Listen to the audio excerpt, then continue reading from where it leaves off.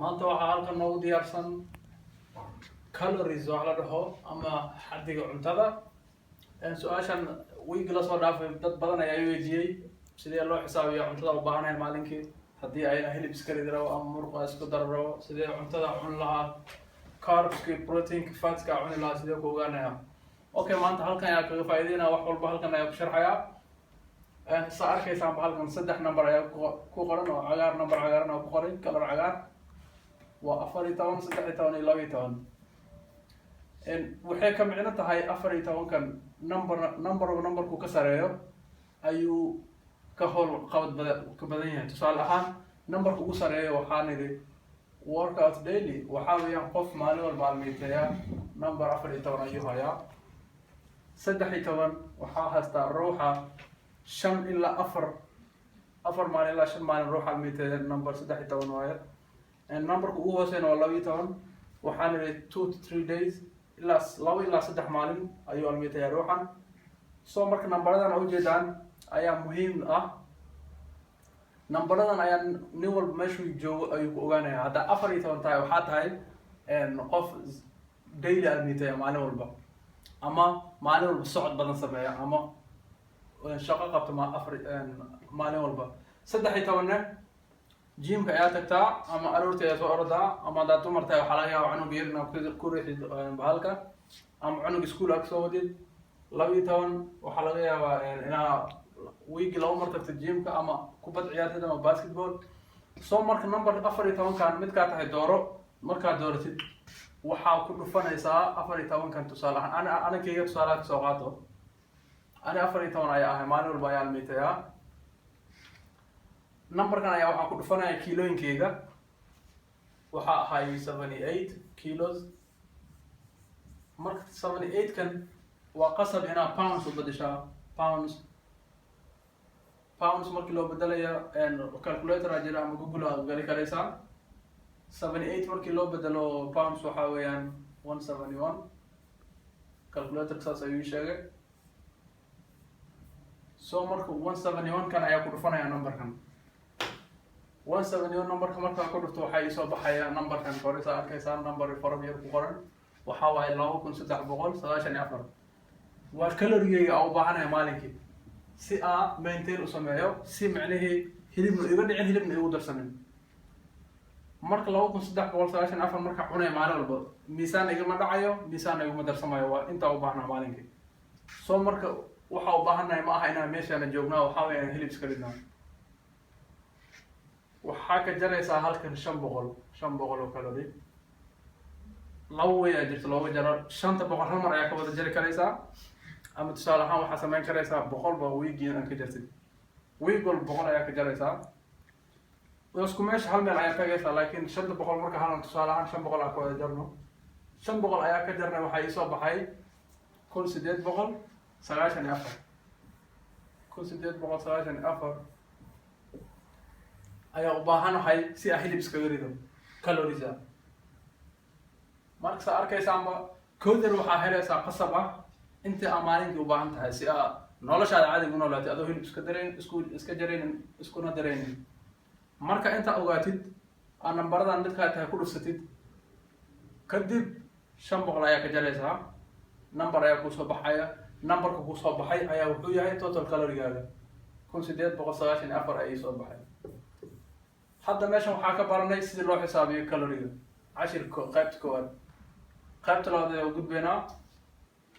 qaybtan labaad koodan waxaa u baahan tahay MyFitnessPal applicationkan inaad soo xaylatid.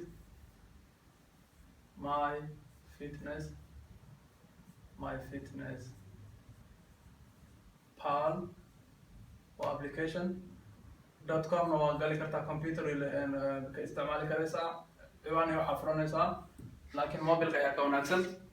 applicationkan u baahan tahay 1 2 waxaa u baahan tahay miisaanka, scale-ka cuntada, miisaanka yar, bas intaas ayaa muhiim ah. labadan markaa heshid waxaa hadda baranaynaa marka sida loo xisaabiyo carbohydrate, bariiska, baastada, canjeerada, inta gram u baahan tahay maalinkii, proteinka iyo fatska. carbs markaa maqashid waxay ka kooban yihiin bariis, baasto, canjeero, wax walba carbs ayaa la isku dhahaa. Carbskaas inkastoo loo qaybiyo starch carbs iyo complex. waxaas ma sii galgalayno. hadda inta muhiimadda ayaa baranaynaa. Proteinka ayaa soo haray. Proteinka wuxuu koobsan yahay hilibka, kalluunka, protein shake la cabo, wax walba protein leh, iyo fatska. Fatska waxaa laga helaa looska, waxaa laga helaa coconut oilka, waxaa laga helaa ukunta kan dhexda ugu jiro maxaa la yolk kan jaalaha ayaa laga helaa fat. intaan oo wada naqaanaa waxay yihiin. marka hadda waxaa ogaanaynaa inta gram u baahneed maalinkii. intan formula ugu caansan ee la isticmaalo waa kana, waa 40-40-20. 40 waxaa weeyaan percent, sorry, 40% waxaa weeyaan cuntada maalinkii cuntid wuxuu ka imaanaysaa carbohydrate 40%. Protein waxaa u baahan tahay 40%. cunto walba cuntid 40% waxay ka imaanaysaa protein. Fats waxaa u baahan tahay 20%. kuwa kan ugu caansan kuwa badan baa jiro. adiga kugu xiran tahay mid kale tada go'aansan karaysid, laakiin waa kan ugu caansan hadda ku sheegay kan.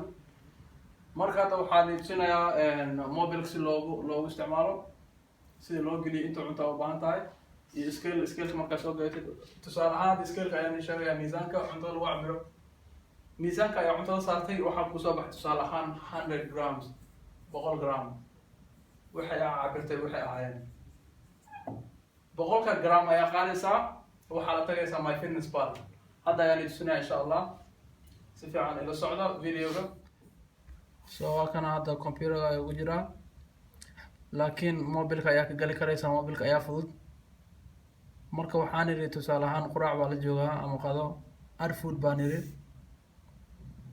ani mar badan ayaa isticmaalay. marka waxaan hoos ku taxano idil waa cuntooyinkii aniga cabirayay maalmahan. laakiin tusaale ahaan waxaa cabirnay bariis 100 gram oo bariis aa cabirnay. rice dheh.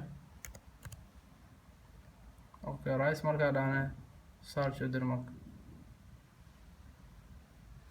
waa kan wuxuu noo soo saaray 100 gram oo rice ah. marka inta calorie waxaas hadda ayuu ku sheegayaa. nutrition info haddaad dhahdid waa kana marka arkaysaanba waxaa ku jirto total caloriegiisa waxaa weeyaan waa intaa saa arkaysaan.